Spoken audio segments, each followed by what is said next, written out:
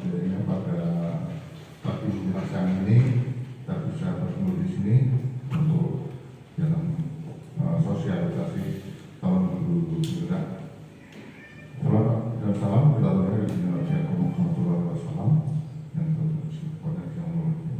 berpotensi bahwa beberapa waktu yang lalu pada saat lokakarya antara guru calon guru pemuda CGT dengan kepala sekolah di Hotel Foran lokakarya yang pertama itu sudah disampaikan harapan-harapan atau apa yang akan dilaksanakan oleh guru pemuda ini perlu diketahui oleh Bapak Ibu semua karena ke depannya nanti semua sekolah akan menjadi sekolah penggerak. Ini diawali dari guru penggerak dulu dan memang sudah ada beberapa sekolah yang menjadi sekolah penggerak. Nanti mau tidak mau harus kita mengikuti. Di situ sudah kepala sekolah sudah berkomitmen bahwa kita mendukung sepenuhnya apa yang akan dilakukan oleh guru penggerak. Termasuk sosialisasi pada hari ini terkait dengan budaya positif yang sudah kita laksanakan. Itu perlu diketahui, syukur harus dikembangkan karena menjadi sekolah penggerak katakanlah nanti itu harus selangkah lebih maju dari sekolah yang lain. Jadi memang kita sudah ada budaya positif yang sudah kita lakukan. Di antaranya ini ada sholat yang religius, kalau ada sholat duha, ada sholat zuhur berjamaah, bergantian, itu termasuk budaya positif. Kemudian sudah ada literasi ini juga budaya-budaya yang sudah positif yang nanti selanjutnya harus kita kembangkan menjadi lebih baik lagi. Untuk selanjutnya nanti kami persilakan kepada Bu Erna untuk menyampaikan sosialisasi terkait dengan modul-modul dan filosofi dari Desa Dewantoro dan budaya positif yang ada di SMP 1 Kawasan. Intinya demikian yang bisa kami sampaikan kepada Bapak-Ibu semua selama mengikuti sosialisasi dari calon guru penggerak, mudah-mudahan bermanfaat untuk kita semua. Demikian, terima kasih. Dari Bapak Budaya. Assalamualaikum warahmatullahi wabarakatuh.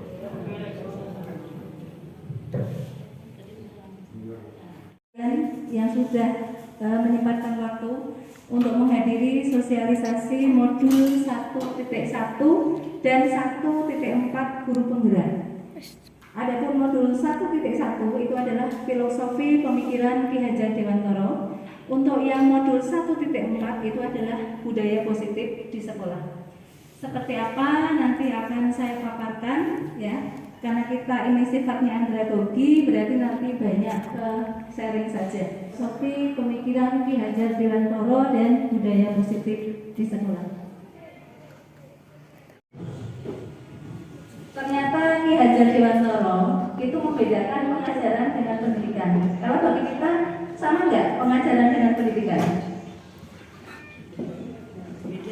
Beda ya? Bedanya di mana, Bu Min? Menurut pendapat saya, kalau mengajar itu menyampaikan suatu materi yang telah ditentukan tujuannya.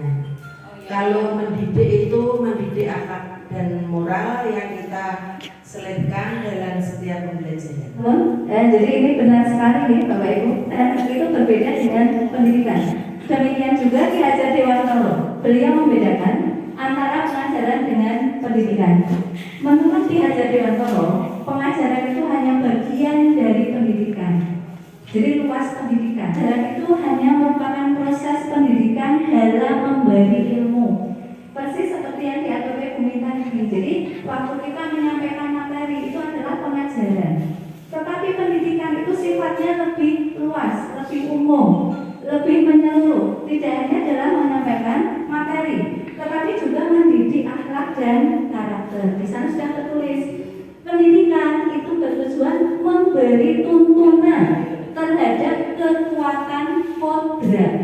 Kodrat apa? Kodrat yang dimiliki oleh anak, kejayaan dan keselamatan yang setinggi-tingginya, sehingga dia nanti bisa menjadi manusia yang seutuhnya dan bisa diterima di masyarakat secara seluruhnya. Jadi itu harapan pendidikan menurut Ki Hajar Dewantoro. Dari Ki Hajar Dewantoro, pendidikan dan pengajaran itu merupakan usaha persiapan dan persediaan untuk segala kepentingan hidup manusia, baik dalam hidup bermasyarakat maupun hidup berbudaya dalam arti yang seluas-luasnya. Jadi kan adalah tempat bersemayam benih-benih kebudayaan dalam masyarakat.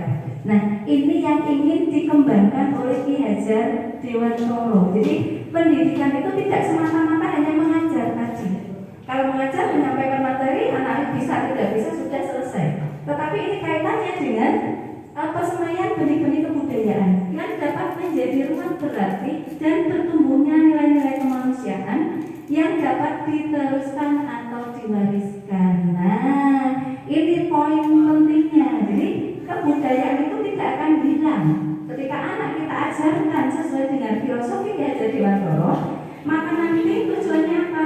Tujuannya apa yang selama ini menjadi budaya di tempat kita itu tidak akan aus terkikis. Adalah dasar-dasar pendidikan menurut Ki Hajar Dewantoro. Menurut Ki Hajar Dewantoro, tujuan pendidikan itu menuntun apa Bapak Ibu? Menuntun semua kodrat yang ada pada anak agar mereka dapat mencapai keselamatan dan kebahagiaan. Jadi Ki Hajar Dewantoro itu mengibaratkan peran pendidik kita, guru, itu seperti seorang petani atau tukang kebun. Oke, menyebar benih. Ada lagi? Memupuk, betul. Merawat, betul. Ya, jadi ibaratnya petani kita itu harus betul-betul merawat tanaman yang kita tanam. Misalnya kita nanam padi, tanam dulu, mencari pengairan, kemudian menanam bibitnya dulu, kemudian mulai menanam disebar di semua lokasi, kemudian memupuk, menyiangi gulma sampai kita nanti mendapatkan hasil. Ini petani yang menanam padi, dia tidak bisa mendapatkan mangga karena yang ditanam adalah padi. Tetapi si petani itu dia hanya bisa memaksimalkan hasil padinya dengan cara apa? Tadi merawat, mengolah, ya, memupuk, kemudian menyiangi gulma. Itu adalah cara petani agar bisa mendapatkan hasil maksimal. Sama dengan kita, Bapak Ibu. Jadi kita sebagai guru tidak bisa memaksakan murid. Murid kita itu kan beraneka ragam. Nah, ini yang kita jadikan diskusi saja ya. Jadi murid kita itu beraneka ragam. Jadi tugas kita itu kita hanya memaksimalkan saja kok. Oh, si Anton ya biar tetap jadi Anton, si Baju dia tetap jadi Baju, tetapi dengan potensi yang maksimal. Misalnya si Anton itu maksimalnya 70, ya sudah segitu memang kemampuannya. Kita hanya mendorong saja. Piye biar si Anton itu bisa dapat nilai 70. Sementara si Baju dia cepat dapat nilai 100, oke. Kita tinggal memacu saja. Jadi kita tidak boleh memperlakukan si A, si B, si C itu dengan cara yang sama, Bapak Ibu. Jadi ini kemudian di situ yang poin ketiga, yang ini gitu. Nah ini, waspadalah, carilah barang-barang yang bermanfaat untuk kita, yang dapat menambah kekayaan kita dalam hal kultur lahir atau batin. Jangan hanya meniru, hendaknya barang baru tersebut dilaraskan lebih dahulu. Karena lihat fenomena sekarang, banyak yang tidak cocok dengan kultur di Indonesia. Misalnya apa? Misalnya kalau kita lihat konten-konten di YouTube, ya, yang notabene mungkin itu porno aksi, pornografi dan sebagainya. Nah, ketika kita memberikan pelajaran materi, maka kita harus saring dulu bahwa dasar pendidikan anak itu berhubungan dengan kodrat alam dan kodrat zaman. Kodrat alam itu berkaitan dengan sifat dan bentuk lingkungan di mana anak itu berada. Sedangkan kodrat zaman itu berkaitan dengan isi dan tema. Ada yang mau memberikan pendapat? Menurut pendapat saya, kalau kodrat alam sesuai dengan alam pikir anak.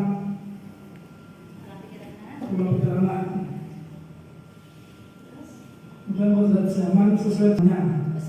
Iya. Ya, jadi untuk kodrat alam itu memang betul. Jadi kodrat alam itu kodrat yang ada yang dimiliki oleh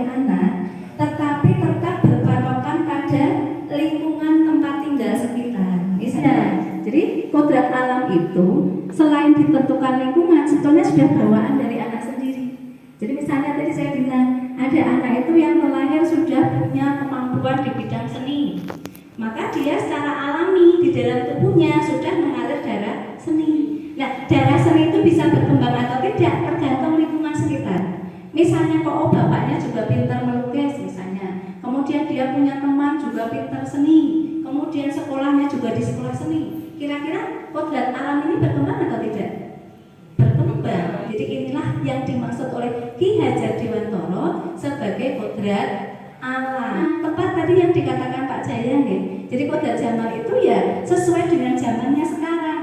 Contoh, waktu dulu Bapak Ibu di SD dan SMP, apakah sudah ada HP?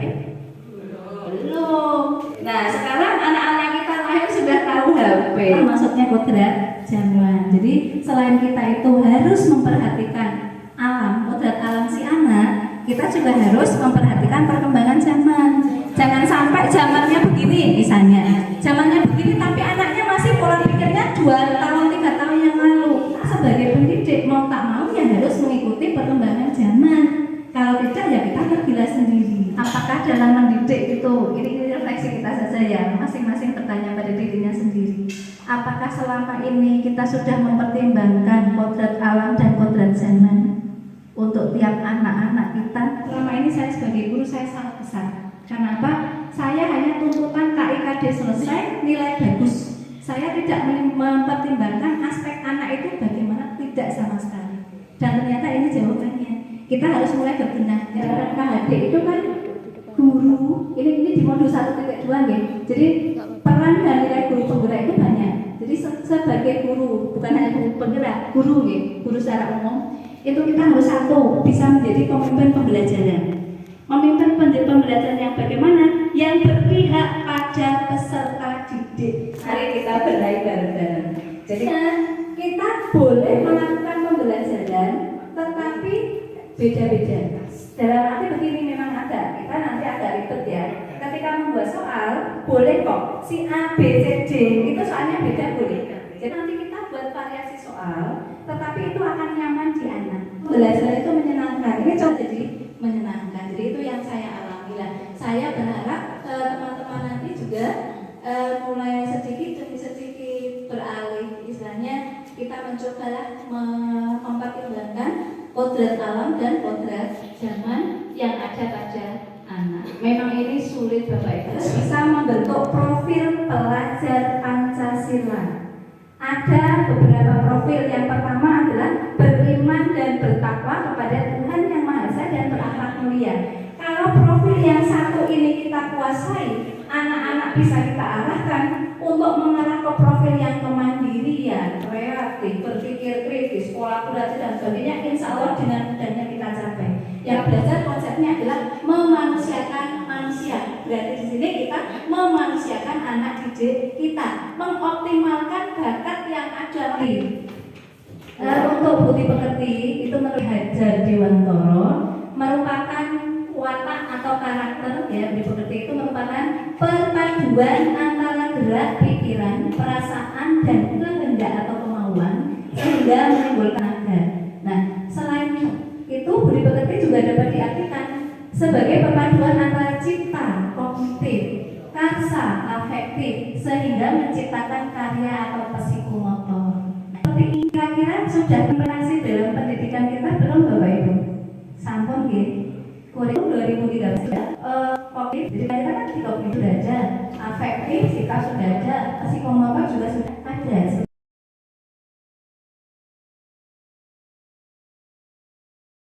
Sebetulnya ini nyambung dengan pemikiran KHD untuk kurikulum 2013. Pikir dari Ki Hajar Dewantara. Jadi sebuah pendidikan sekarang Tutpuri Handayani itu juga diambil dari Ki Hajar Dewantara. Pemikirannya Ki Hajar Dewantara. Di situ ada yang lengkap ing ngarsa sumpulodo, ing madya mangarsa Tutpuri Handayani. Jadi sebagai pendidik di depan kita harus bisa menjadi memberi contoh, memberi tauladan.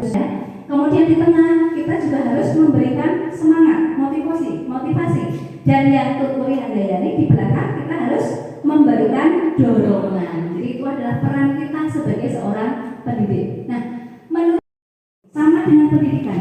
Ketika seorang seorang guru berhenti, tidak mau bergerak, tidak mau berinovasi, tidak mau mengikuti kodrat zaman, maka apa yang terjadi? Stagnan, statis. Pendidikan tidak akan bisa maju. Nah, jadi seperti itu, ya. Sehingga diibaratkan planet. Kemudian dalam pendidikan kita juga selain harus terus bergerak maju, kita juga harus mempertimbangkan ini dua-duanya sesuai kodrat keadaan. Apa itu kodrat alam dan kodrat zaman? Ya, kodrat alam dan kodrat zaman. Dengan prinsip tetap melakukan perubahan. Jadi ini untuk modul yang 1.4, ini yang sangat menarik adalah di sini. Jadi ini budaya positif yang ada di sekolah. Cakupannya di situ ada perubahan paradigma, kemudian arti disiplin positif dan 3 motivasi perilaku manusia, kemudian keyakinan kelas, hukuman dan penghargaan, kemudian 5 kebutuhan dasar manusia, dan yang terakhir 5 posisi kontrol. Ini kalau guru menguasai benar-benar, maka nanti visi sekolah itu akan terwujud dengan mudahnya. Tetapi untuk menguasai ini butuh kerjasama. Jadi ini itu tidak bisa dilakukan sendiri-sendiri. Jadi semua guru serempak bergerak, nanti baru ada perubahan. Nah, perubahan itu bisa menuju ke arah yang kita inginkan sesuai dengan visi sekolah kita. Inilah perubahan paradigmanya. Jadi kalau zaman dulu untuk realitas atau kebutuhan itu dianggap sama. Jadi murid itu dianggap sama butuhnya.